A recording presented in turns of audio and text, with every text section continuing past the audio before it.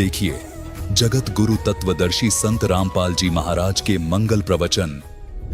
उनका शरीर शुक्र से नहीं बना, माता पिता के मटेरियल से नहीं बना। शुक्रम अकायम, उसका जो शरीर है उस शुक्र से रहित है। और असनाविरम, उसके नाड़ी तंत्र नहीं है, वो कबीर परमात्मा है। तो यहां खुद मालिक भी कह रहे हैं कि मेरा शरीर आप जैसा नहीं है। ए स्वामी सृष्टा में और सृष्टि हमारे तीरे, दास गरीब अधर बसु में अवगत सत कबीर। मैं ऊपर रहता हूं सतलोक में और इस सारी सृष्टि का रचने वाला मैं ही हूं। ए स्वामी सृष्टा में, सृष्टा माने सृष्टि के रचने वाला सृजनहार, और सृष्टि हमारे तीरे के सब ये सारे असंग ब्रह्मांड मेरी शक्ति के आधार से रुके हुए। और दास गरीब अधर बसू, अधर माने ऊपर रहता हूं। अवगत सत कबीर, सुन रामानंद राम हम, और मैं बावन नरसिंह, दास गरीब सर्व कला में मैं व्यापक सर्वंग। कि ये जो सुन रामानंद राम हम यानी पूर्ण परमात्मा मैं हूं, नरसिंह, और ये 52 रूप मैंने ही बनाए थे। विष्णु को तो निमित्त बनाया था। मैं रोवत हूं सृष्टि को, ये सृष्टि रोए मोहे, दास गरीब इस वियोग को समझ न सकता कोई।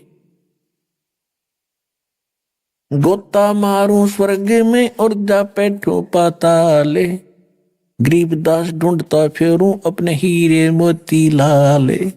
अब इस बात को सुनकर रामानंद जी से परमात्मा ने जब ये कहा कि मैं परमात्मा हूं, आपका यकीन हो या ना हो, इतना कॉन्फिडेंस से जब बात की तो रामानंद जी भगत थे, विवश हो गए सोचन पे कि उसने सुना है कि भगवान ना जाने किस रूप में आ जा।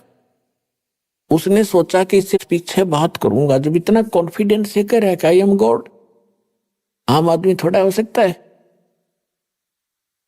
तो उन्होंने सोचा कि मैं पहले अपनी जो दैनिक क्रिया करता हूं भक्ति की वो पूरी कर दूं। रामानंद जी कैसे करते थे? मूर्ति पूजा करते थे, लेकिन काल्पनिक करते थे। जैसे कल्पना करते हैं कि भगवान विष्णु की मूर्ति सामने बन गई, रोज का अभ्यास था, मानसिक पूजा थी उनकी।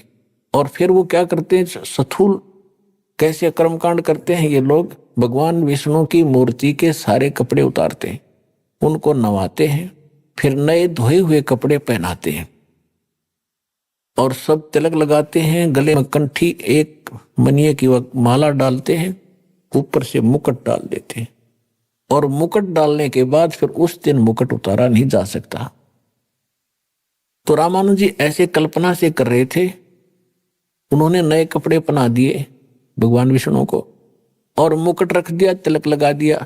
उस दिन वो कंठी डालनी भूल गए, कंठी अलग दिखाई दे उसने, जैसे स्वप्न होता ना कई बार, वो कल्पना ऐसे करता था।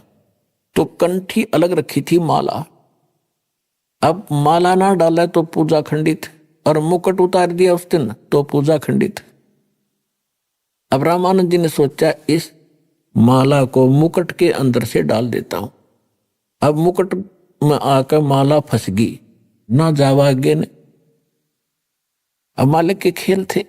रामानंद जी बहुत दुखी अंदर से कि हे परमात्मा, आज पहली बार भूल लगी है जीवन में, मेरे से कौन सी चूक होगी, आज मेरे भगवान की पूजा खंडित होगी, क्या भगवान रुष्ट हो गए मेरे से?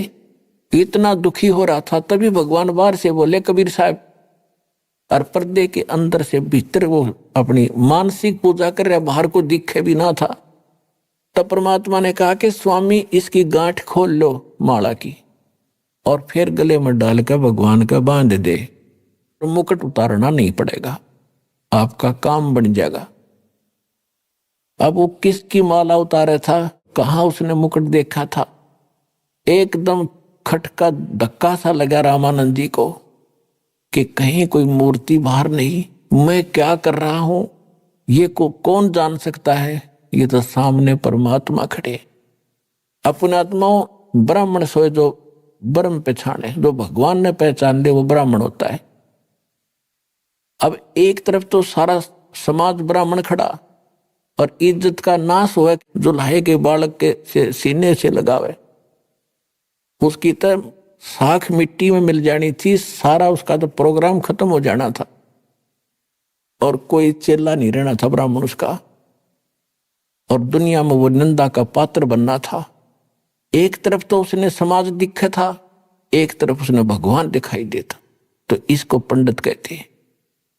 डोडी पर्दा दूर भगा, और एकदम बाहर आके सबके सामने नो बैठी थी जनता, और धानक के लड़के को सीने से लगा लिया। और जब सीने से लगाया तो उनका शरीर ऐसा था जैसा रुई का होता है। तब मन की पूजा तुम लखी, गरीबदास जी की वाणी में परमात्मा की महिमा लिखी। मन की पूजा तुम लखी, ये मुकुटमाल परवेश। रामानंद जी कह रहे हैं, गरीबदास गति कौन लुख, तेरा कौन वर्ण के वेखे। अब रामानंद जी कह रहे हैं, परमात्मा आपकी महिमा ने कौन समझ सकता है, आपको कैसे भगवान माने या जनता। आप किस तरह रूप में खड़े हो, एक छोटा सा बालक धोती बांधे खड़ा सिंपल सा, और किस वर्ण में, जुल्हे के घर तो वैसे आपकी लीला कर रहे हो। तो कहते हैं, मन की पूजा तुम लखी, ये मुकुट माल परवेश। गरीबदास गति कौन लखे, तेरा कौन वर्ण के भेख। ये तो शिक्षा तुम दई, ये मान ली मन मोरे। गरीबदास को मल पुरुष, और हमरा वदन कठोरे। गरीबदास जी कह रहे हैं कि स्वामी रामानंद जी ने जब उनको सीने से लगाया, डोडी पर्दा दूरे कर, वो लीना कंठ लगाए। गरीबदास गुजरी बहुत, जब बदन बदन मिलाए। कहते एक तरफ तो सारा समाज खड़ा, ब्राह्मण समाज, और एक तरफ भगवान खड़े। कहते हैं उस महापुरुष ने, उस ब्राह्मण ने समाज को नहीं देखा, परमात्मा को देखा, जिसके लिए वो भटक रहा था सामने खड़ा, तो सीने से लगा दिया। कहते हैं मन में तो बहुत बीती, के कहेगी जनता, लेकिन भगवान खड़ा जिसके लिए भटक रहा, और उम्र खत्म होने को हो रही, 104 साल का बूढ़ा हो रहा, तुरंत सीने से लगा लिया। अब क्या कहते हैं, ये तो दीक्षा तुम दी, ये मान ली मन मोरे। गरीबदास को मल पुरुष, और हमरा बदन कठोरे। कि हे परमात्मा, आपको कैसे परमात्मा मानना या बड़ी जनता। आप किस रूप में खड़े हो, एक धानक रूप में आप पल रहे हो। तो परमात्मा ने फिर काफी इनको समझाया। रामानंद जी ने परमात्मा से तन मिलाया, बाकी सब उठ कर चले गए। पंडित जी तो सारे खिसक गए। अब बुढ़ापे में दिमाग खराब हो गया भाई, रामानंद जी का दिमाग चल गया। इसने दानक के लड़के को छू लिया, ये तो गया काम तय, अब जाओ तो जाओ। फिर परमात्मा और वो प्यारी आत्मा रामानंद जी दोनों रह गए। काफी देर चर्चा हुई। लास्ट में रामानंद जी ने कहा, स्वामी मैं बच्चा समाधिस्थ होता हूं, आपकी सारी बात मुझे समझ में आ रही है, लेकिन मैं वहां तक जाता हूं, सारी उम्र मैंने ऐसे कर दिया। तो रामानंद जी को प्रश्न उठा उसके मन में। परमात्मा से कहा कि एक बात बताओ दाता, आपने एक झूठ बोली। परमात्मा झूठ नहीं बोलते हैं। परमात्मा बोले, क्या झूठ बोली? कि आपने ये कहा सबको कि मैंने आपको दीक्षा दे रखी है। मैंने आपको कब दीक्षा दी? पर परमात्मा ने कहा कि एक याद करो, एक दिन आप स्नान करने गए थे, मैं वहां घाट पर लेटा हुआ था, मुझे निद्रा आ गई थी और आपकी खड़ाऊ मेरे सिर में लगी थी, और आपने कहा था बेटा राम राम बोलो, आपने दीक्षा दे दी, मैं आ गया, आप मेरे गुरु, मैं आपका चेला। तो उसके ध्यान में आई कि वो बच्चा तो छोटा था, आप तो 5 वर्ष के, 2.5 वर्ष के बालक का और 5 वर्ष के बालक का डबल डिफरेंस हो जाता है एज में, हाइट में, यानी कद में। तो उन्होंने कहा कि वो तो छोटा बालक था, आप तो बहुत बड़े हो। परमात्मा ने उसी समय दूसरा रूप बना 2.5 साल के बच्चे का, और एक सेवक की खाट थी, झोंपड़ी तो बाहर है, उसके ऊपर लेट गए, एक सामने खड़े। परमात्मा से ने कहा कि देखो स्वामी जी ऐसा था मैं, देखो सामने। अब रामानंद जी ने 6 बार तो इधर देखा और 6 बार वो 5 साल के बालक के रूप में देखा। आखिर में आंखें मसलन लग गया। इतने में वो 2.5 साल का बालक उठ गए और उस 5 साल के बच्चे में जो कह तो समा गया। तब रामानंद जी का जचा कि वो भगवान है बालक को जा। फिर रामानंद जी ने कहा कि बच्चा एक बात और बता, क्योंकि वो मन जो है ज्यादा ही शंका पैदा करता है जब सच्चाई के निकट आता है, सैकड़ों प्रश्न उठा देता है। तो उसने कहा कि मैं जब दीक्षा देता हूं कुछ और मंत्र देता हूं, राम राम मंत्र मैं नहीं देता। परमात्मा ने कहा आप ओम मंत्र देते और उसको गुप्त रखने के लिए कहते। जैसे हम सच्चाई बोलते हैं ये हमारा मंत्र नहीं है, तो पहले जो राम राम बोला करते थे ये मंत्र नहीं था। मंत्र वो ओम नाम ही देते थे। ओम नमः शिवाय ये अलग देते थे। ओम नमः भगवते वासुदेव ये अलग नाम होता, और सिंपल ओम नाम देते थे, उसको गुप्त रखने को कहा करते थे। रामानंद जी ने सोचा भाई ये तो बालक के विघ्न है, ये तो सचमुच खुदा आ गया, भगवान आ गया। फिर उसने पूछा कि एक बात बता बच्चा, मैं जिसको दीक्षा देता हूं उसको एक मन वो देता हूं कंठी, जिसमें एक तुलसी का मनिया होता है, वो है तेरे पास? वो तो निधि मैंने अकेले नीचे से निकाल के दिखा दी, या उस दिन आपने डाली थी गांठ के ऊपर। रामानंद जी तो चरणा में बैठ गया चुप करके, कि बालक हो ना भाई।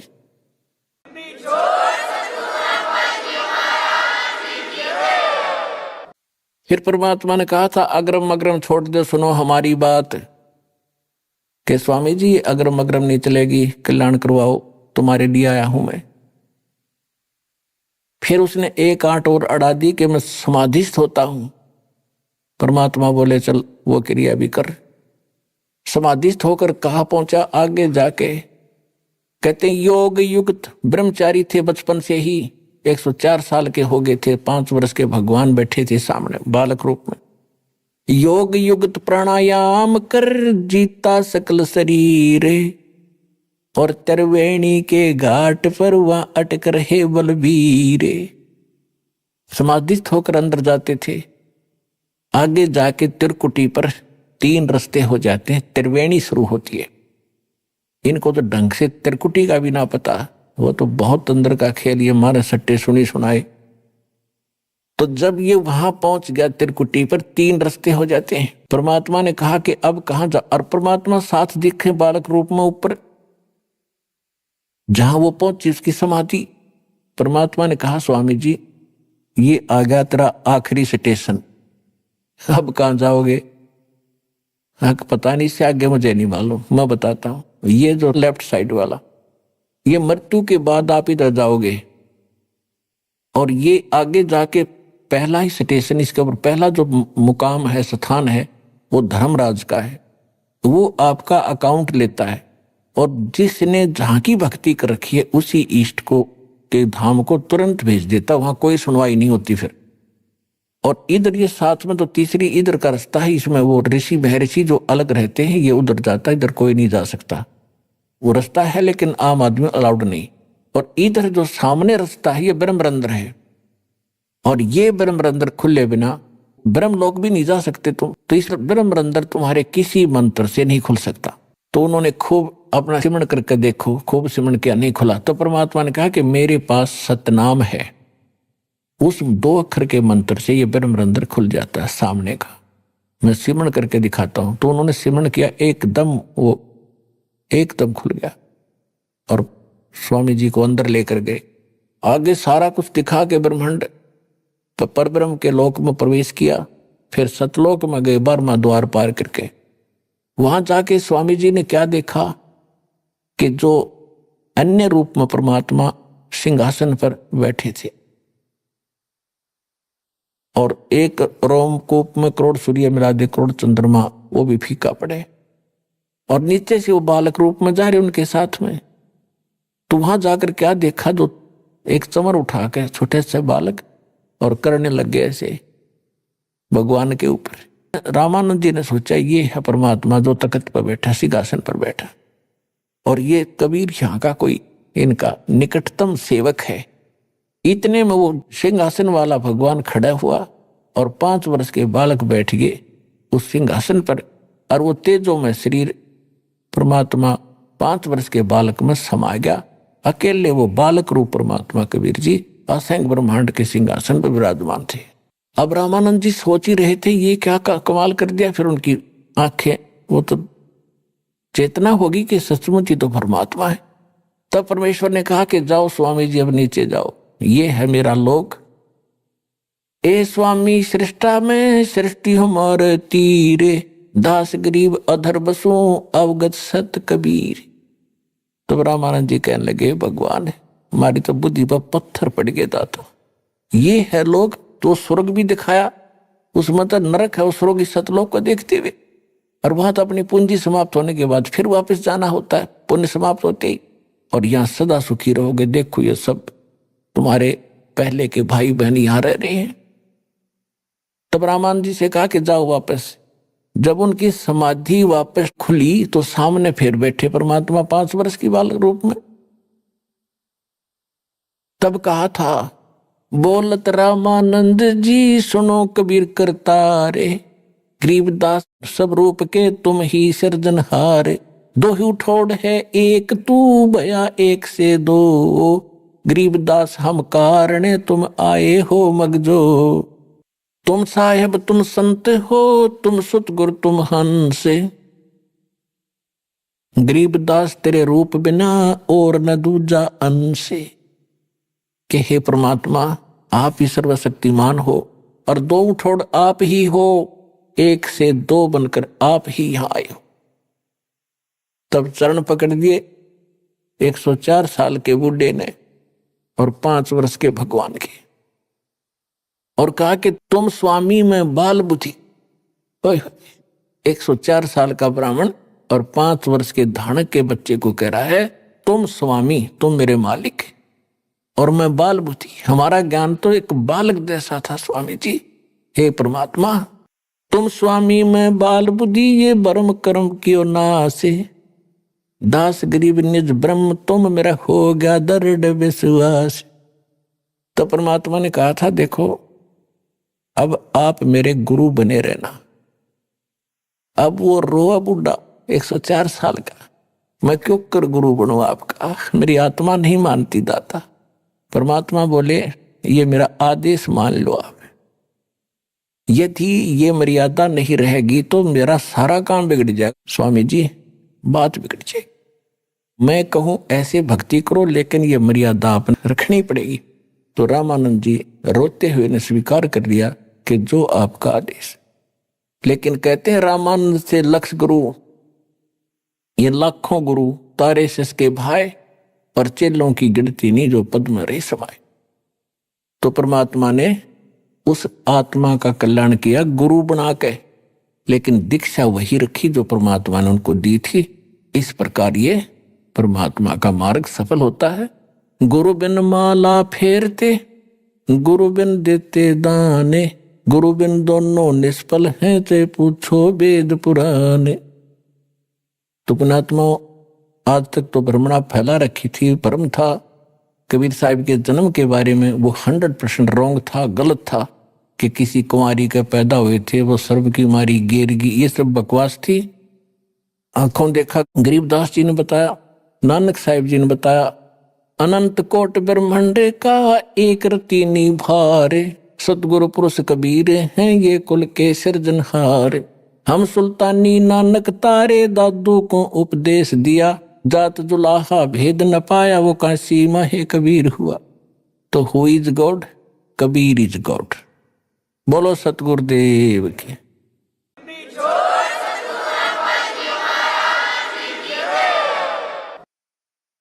परम पिता परमात्मा पूर्ण ब्रह्म सर्व सृष्टि रचनहार कबीर परमेश्वर जी की असीम रजा से आप सभी पुण्यात्माएं परमात्मा की अमर कथा सुनने के लिए इस सत्संग स्थल पर उपस्थित हुए।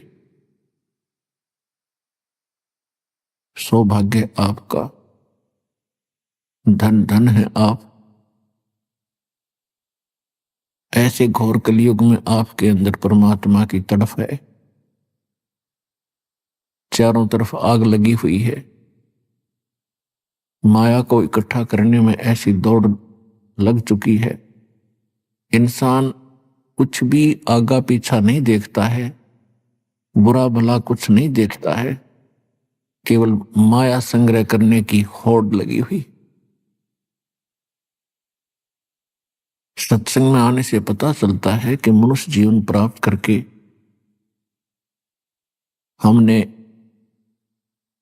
कौन से कर्म करने चाहिए और कौन से ना करने चाहिए। कोई कसाई है, बकरे काट रहा है, बढ़िया इनकम हो रही है, बड़ा खुश है, उस काम को बहुत अच्छा मान रहा है क्योंकि उसको बेनिफिट घना हो रहा है। अब परमात्मा के तत्व ज्ञान रूपी चश्मों से हम देखेंगे इस ऐनक से, तो पता चलेगा वो कितने कुकर्म कर रहा है, कितने दुष्कर्म कर रहा है, कितने खोटे कर्म कर रहा है। इसी प्रकार जो रिश्वत लेता है, मिलावट करता है, धोखा करता है, वो उस कसाई से भी बदतर है। हम मनुष्य जीवन प्राप्त करके ही अपने कर्मों को सुधार सकते हैं और किसी योनि में, किसी शरीर में, किसी बॉडी में, पशु पक्षी के में हम कर्म बना नहीं सकते। अपने किए हुए कर्मों का केवल भोग ही भोग सकते हैं। और जो समय हमारा कर्म बनाने का होता है, सत्संग के अभाव से हम उसमें भी कर्म बिगाड़न पर ही लगे रहते। और जिस लोक में आप रह रहे हो, हम रह रहे हैं, ये लोक ठीक नहीं है।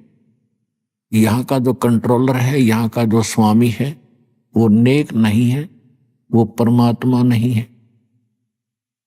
भले ही हम उसको परमात्मा कहते हैं, जैसे कोई बदमाशों का ग्रोह होता है, उनका भी एक मुखिया होता है, उसको भी वो अपना मालिक मानते हैं, स्वामी मानते हैं, बॉस मानते हैं। लेकिन वो बॉस उनसे क्या कर्म करवाता है, अंडरस्टूड है। इसी प्रकार यहाँ का जो बॉस है, यहाँ का जो स्वामी है, ये ब्रह्म है। संतों ने इसको काल कहा है। और जिसका नाममय काल है, तो उससे हम आशा क्या करें कि वो कोई सुख भी दे सकता आपको, या भूल थी अपने।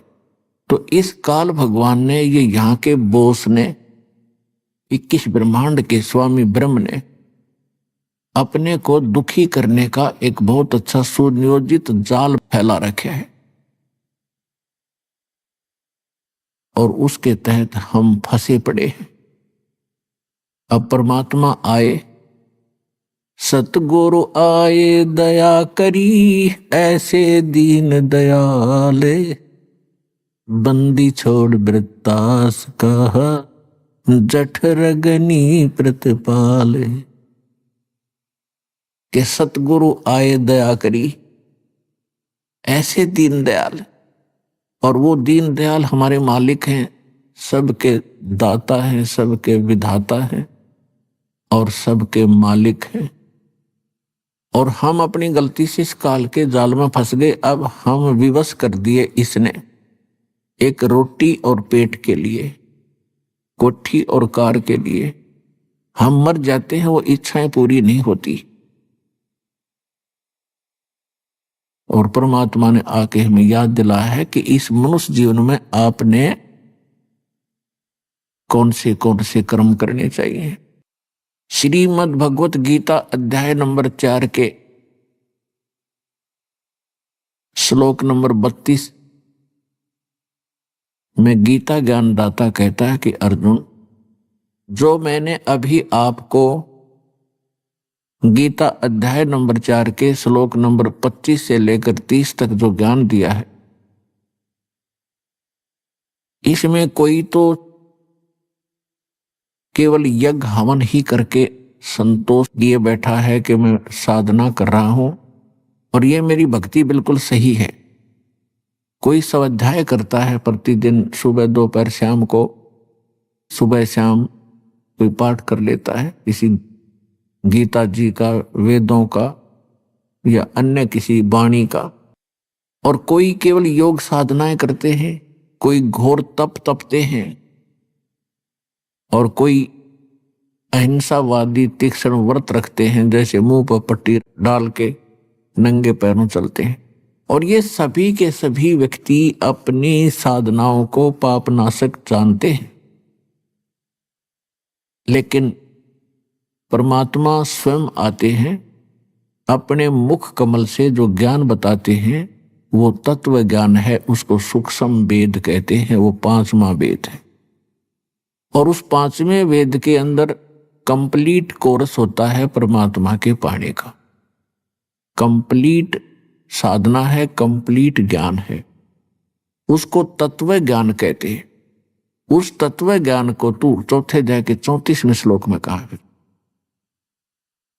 उस तत्व ज्ञान को जो परमात्मा अपने मुख कमल से आकर बोलता है, उसको तत्वदर्शी संतों के पास जाकर समझ। उसके अंदर बड़े विस्तार के साथ धार्मिक यज्ञों की जानकारी है, अर्थात धार्मिक अनुष्ठानों की जानकारी दी गई है विस्तार के साथ कि कौन से कर्म करने चाहिए, कौन से नहीं, कौन सी भक्ति ठीक है, कौन सी गलत है। तो इससे एक बात तो यह सिद्ध हुई कि सूक्ष्म वेद के अतिरिक्त जितने भी वेद हैं, ज्ञान है, गीता है, ये कंप्लीट नहीं है। और इनकम्प्लीट से फिर लाभ क्या होगा? जैसे आप कोई मोबाइल नंबर से कोई नंबर मिलाते हो और एक नंबर ज्यादा या कम लग जाता है तो आपका वो काम बना नहीं, रॉन्ग नंबर हो गया। ठीक इसी प्रकार अध्यात्म मार्ग के अंदर कंप्लीट ही साधना चाहिए, संपूर्ण, और संपूर्ण परमात्मा, और तभी हमारा संपूर्ण मोक्ष होगा, पूर्ण मोक्ष होगा। आज आपको थोड़ा सा वो सूक्ष्म वेद सुनाएंगे और उस परमात्मा ने उसमें क्या जानकारी है इसकी थोड़ी सी विश्लेषण भी साथ साथ करेंगे। अपने आत्माओं, थोड़ा सा पहले ये बताना अनिवार्य है कि जिस ग्रंथ को आधार मानकर दास आपको अब ज्ञान सुनाएगा, ये आदरणीय गरीबदास साहिब, गांव छुडानी, जिला झज्जर, हरियाणा वाले की अमृतवाणी है। और इन गरीबदास साहिब जी का जन्म संवत 1774 यानी सन 1717 में हुआ था। जब ये 10 वर्ष के बालक हुए, इनको परमात्मा मिले थे, परमेश्वर मिले थे। आदरणीय गरीबदास साहिब जी का जन्म एक जाट किसान परिवार में हुआ था और छुडानी के अंदर इनके मामा थे, नानके थे। इनका मूल गांव करौथा, जिला रोहतक, हरियाणा के अंदर है। ये अपने नाना के यहाँ रहा करते थे। इनके पूज्य पिताजी वहां घर जमाई रहा करते थे। गरीबदास जी के माता के कोई भाई नहीं था, जिस कारण से उनके गरीबदास जी के पूज्य पिताजी श्री बलराम जी धनखड़ वहां घर जमाई रहा करते थे। वहीं इनका जन्म हुआ था 10-12 वर्ष के बाद, वहां रहने लगने के उपरांत।